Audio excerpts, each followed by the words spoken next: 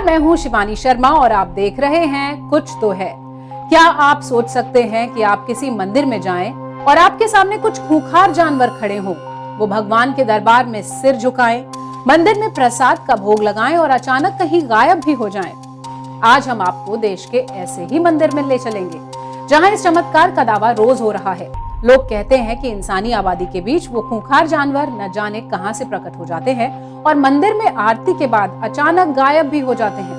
भगवान के उस दरबार के बारे में देश की बहुत बड़ी आबादी कुछ नहीं जानती, लेकिन जो जानते हैं वो आज भी इस रहस्य का जवाब तलाश रहे हैं।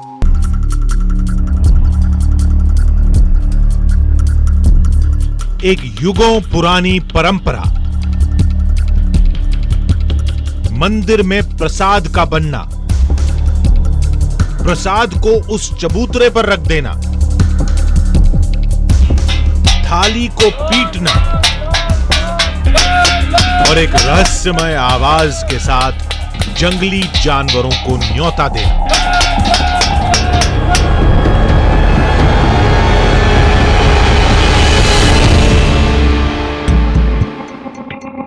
और फिर उन खूंखार सियारों का इंतजार। कुछ ऐसे सियार जो आसपास कहीं नहीं दिखते, लेकिन रोज दोपहर के 12 और शाम के 6 बजते ही न जाने कहां से प्रकट हो जाते हैं। दावा सच्चा है या झूठा हम नहीं जानते, बस इतना जानते थे कि जो भी है दिलचस्प है। इसलिए हम निकल पड़े दिल्ली से 1200 किलोमीटर दूर देश के सफेद रेगिस्तान कच्छ की ओर। उस मंदिर तक पहुंचने के लिए हमें कच्छ के रेगिस्तान को पार करना था और पहुंचना था कच्छ के वीराने में मौजूद एक ऊंची पहाड़ी पर, जिसका नाम है काला डूंगर। आपने अपनी जिंदगी में खूब समुद्र देखे होंगे, लेकिन नमक की ऐसी चादर पहले कभी नहीं देखी होगी। नमस्कार, मेरा नाम सुहेल है और इस सफेद चादर को आप देखकर समझ गए होंगे कि हम मौजूद हैं गुजरात के ग्रेट रन ऑफ कच्छ में। ये जमीन खास है, यहाँ के लोग खास हैं और उतनी ही खास हैं इस जमीन से जुड़ी कहानियां। आज हम आपको एक ऐसी ही कहानी सुनाने वाले हैं, लेकिन उससे पहले जरा इस सफेद चादर का रहस्य समझ लीजिए। कच्छ का रण सफेद चादर में लिपटा एक खूबसूरत रेगिस्तान। कहते हैं एक जमाने में यह पूरा इलाका समंदर में डूबा हुआ था,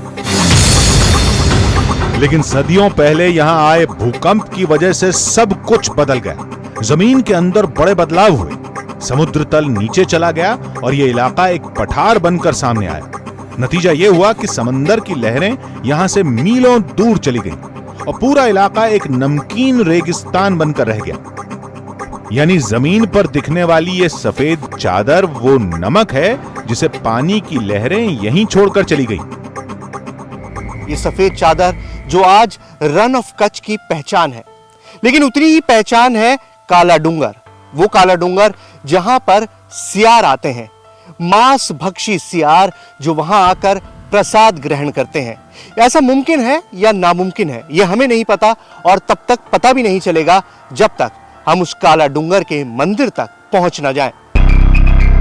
काला डूंगर, जिसे काली पहाड़ी भी कहते हैं, इसका जिक्र पुराणों में भी हुआ है और रिश्ता देवताओं के गुरु भगवान दत्तात्रेय से है।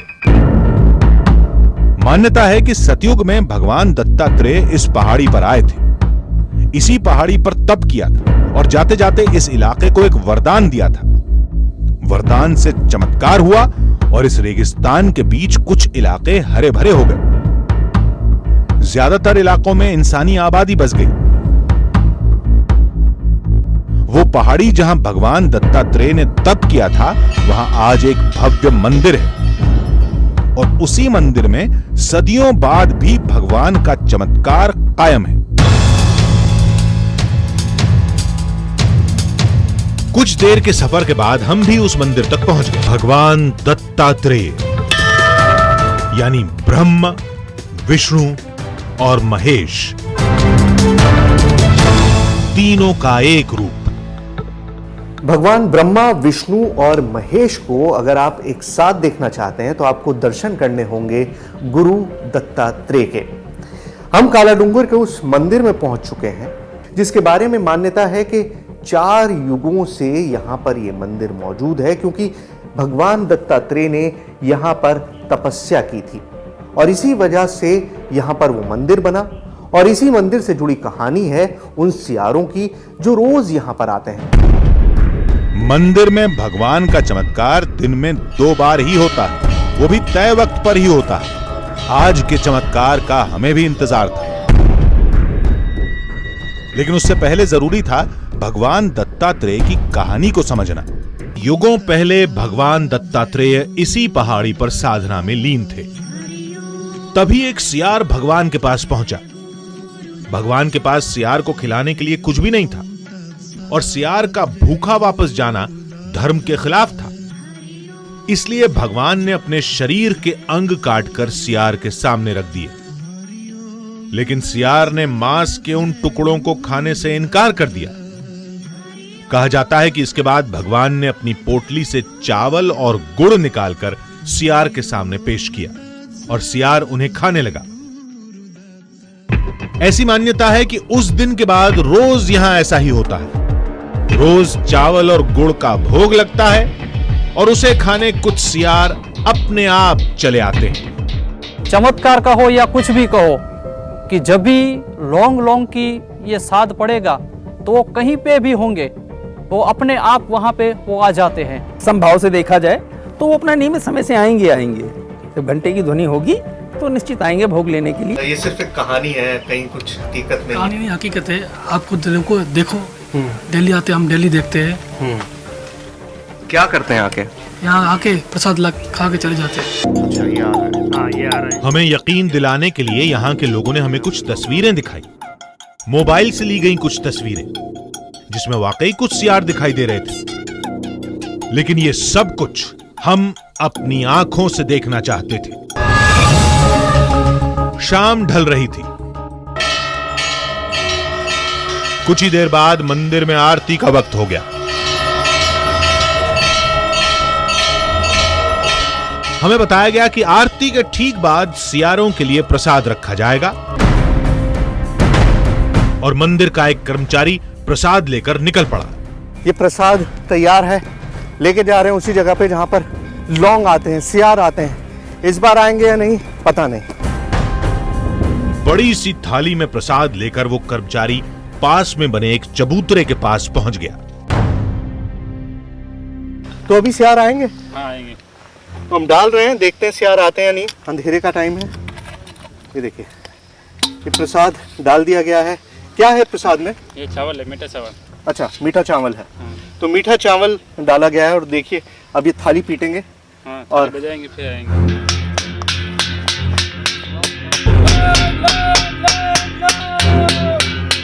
लौंग लौंग की आवाज लगाई जा रही है। शाम का वक्त है, बिल्कुल अंधेरा हो गया है। क्यों लगाते हैं लौंग लौंग की आवाज?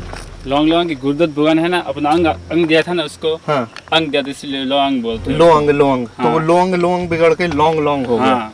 तो अब आवाज लगा दी है। अब कितनी देर इंतजार करना होगा? अब 10-15 मिनट इंतजार करना पड़ेगा। मंदिर के कर्मचारी के साथ हम भी वहां से दूर हो गए और एक ऊंची चट्टान पर इंतजार करते रहे।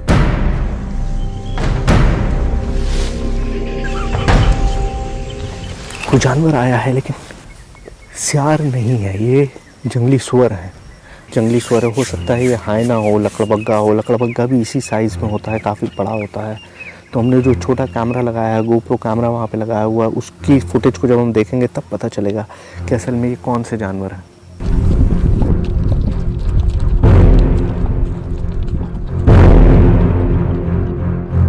उस चबूतरे पर हलचल बंद हुई तो हमने वहां जाने का फैसला किया।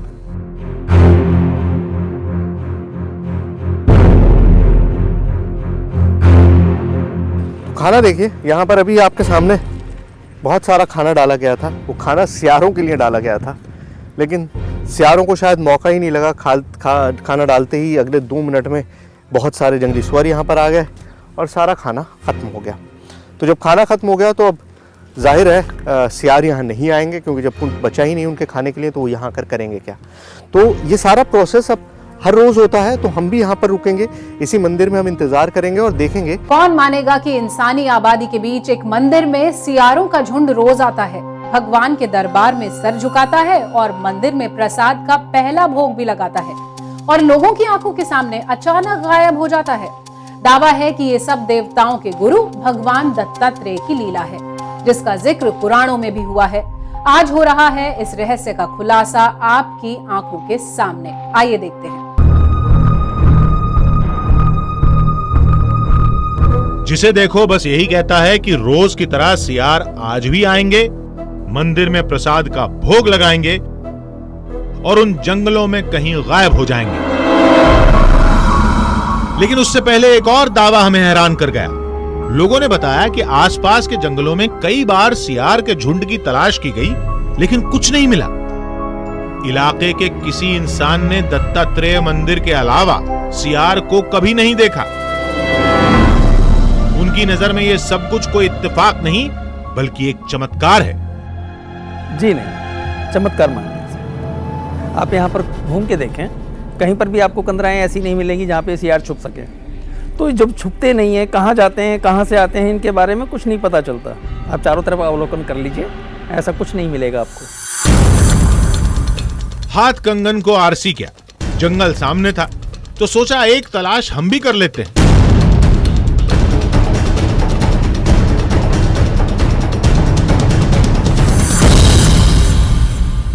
बहुत ज़्यादा कांटे हैं इस जंगल में, पूरा सूखा हुआ जंगल है। और सबसे बड़ी बात यह है कि इस कच्छ के पूरे एरिया में आपको सिर्फ यही एक ऐसी जगह है जो हरी मिलेगी। अब हरी वो भले कांटों से ही है, लेकिन यही जगह है जहाँ पर कुछ हरियाली है।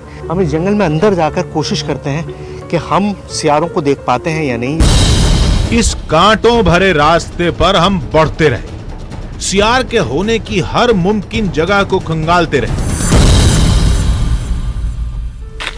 जो पूरा लैंडस्केप आप देख रहे हैं, ये बहुत नीची झाड़ियाँ, ऐसे ही एरिया में, ऐसे ही इलाकों में सियार अमूमन छुपते हैं, क्योंकि उनको बहुत छोटी झाड़ियों में अपनी गुफाएं, छोटी छोटी गुफाएं बनाते हैं जिसमें पूरा पूरा परिवार रहता है। हम बहुत अंदर तक उतर आए हैं, लेकिन हमको सियार नहीं दिखाई दिए हैं। बातों बातों में दोपहर के प्रसाद का वक्त हो चला और हमें जल्दी से जल्दी मंदिर पहुंचना था। मंदिर पहुंचे तो प्रसाद की तैयारी तेजी से चल रही थी।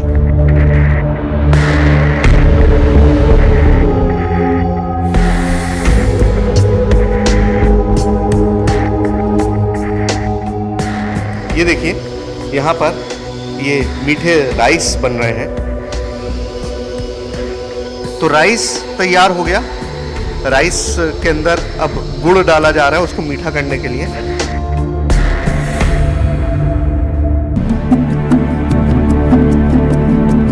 सियारों को प्रसाद का भोग लगाने से पहले भगवान दत्तात्रेय के दरबार में हाजिरी लगाई गई, उनसे इजाजत मांगी गई और फिर मंदिर का कर्मचारी हाथों में प्रसाद की थाली लिए निकल पड़ा।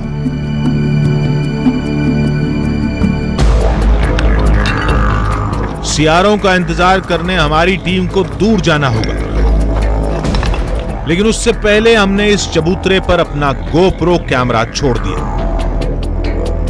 ताकि सियार आएं तो उनकी तस्वीरें आसानी से मिल जाएं। ये हमने यहाँ पर ये सेटअप लगाया है। अब देखिए, मेरा ये एक छोटा कैमरा यहाँ पर मैंने लगा दिया है, इसे गोप्रो कैमरा कहते हैं। और ये गोप्रो कैमरा हमने लगाया है ताकि हम जो हरकत यहाँ पर हो, जो भी सियार यहाँ पर आए, उनको हम पकड़ सके।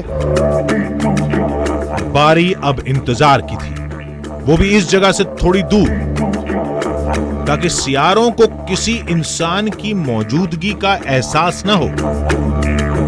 यहां से कुछ भी साफ साफ देख पाना मुश्किल था, लेकिन उस चबूतरे पर मौजूद गोप्रो कैमरा सब कुछ देखेगा और सारी तस्वीर हमारे सामने आ जाएगी।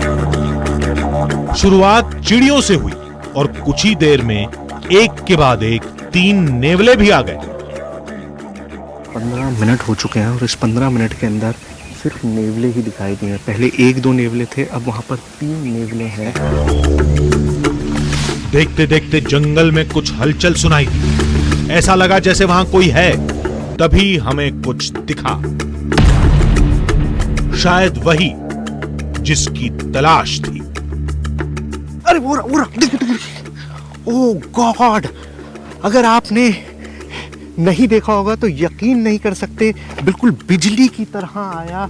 मैंने भी अगर देखा नहीं होता अपनी आंखों से तो शायद मुझे भी यकीन नहीं होता। ये सब कुछ महज चंद सेकंड में हुआ है, चंद सेकंड में। और मुझे यकीन है कि हमारा जो गोप्रो कैमरा वहाँ लगा हुआ है उसमें ये कैप्चर जरूर हुआ। ये देखते हैं हमको क्या मिला है। सियार को हमने अपनी आंखों से देखा है, अब आप भी देखिए। हमने कैमरे की तस्वीरों को खंगाला तो होश उड़ गए। भगवान दत्तात्रेय का मंदिर और एक सदियों पुराने चमत्कार का दावा कि उस मंदिर के प्रसाद का पहला भोग लगाने कुछ सियार आते हैं। लोग मानते हैं कि वो सियार भगवान के भक्त हैं। हमारी टीम ने इस रहस्य का खुलासा करने के लिए गोप्रो कैमरे का इस्तेमाल किया। आइए देखते हैं उस कैमरे में क्या रिकॉर्ड हुआ।